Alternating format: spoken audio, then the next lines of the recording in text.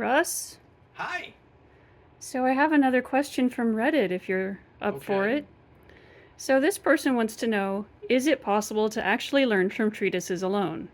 They don't live near any clubs that do HEMA, Mm-hmm. and so they were wondering, can you really actually learn fencing from a book? Yes, there are in fact many books that are written explicitly so you can learn from them.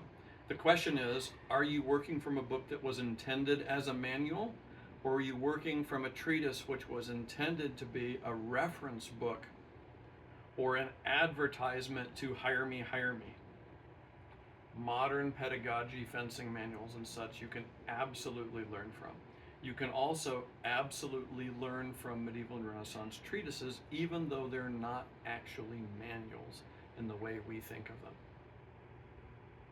That's kind of important. A lot of people in my generation, as HEMA dinosaurs, kind of got a bad reputation for working play after play after play without thinking about how the systems as a whole worked. Well, you've got lots and lots of material online. Wiccan Hour, for example, has tons of stuff. You also have communities online which will help you to understand what the principles inside the system are. So, unlike us who were flailing around trying to figure stuff out, somewhere up there I've got Paulus Hector Mayer on microfilm, gross. One of the worst formats. Microfiche is even worse, and I had some stuff on that too. You've got lots and lots of people who can help you.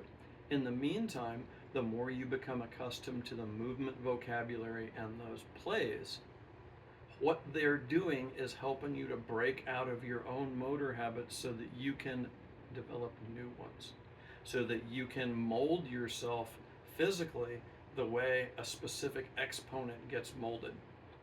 That sounds like inside baseball, so I'll use a reference that everybody will understand. Uh, Sports Illustrated made big bank with nudes and semi-nudes of Olympic athletes, and even just swimsuit versions of various Olympic athletes, because every sport imposes a specific form of conditioning on an athlete.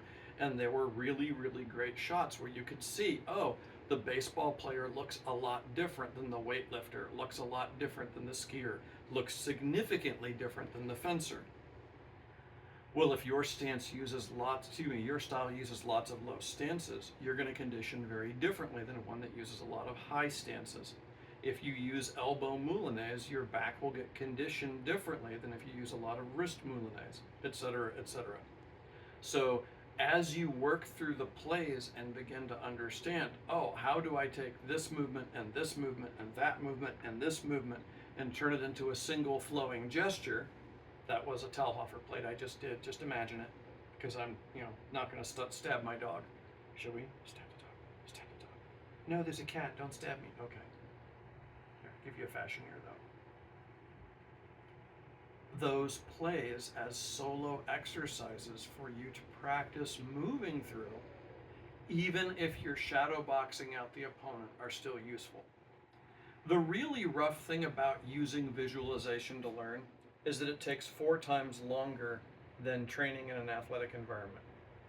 The absolutely awesome thing about using visualization as a tool is that it takes only 4 times as long, which means that when you're stuck solo, you can constantly be shadow boxing things out and slowly be making progress.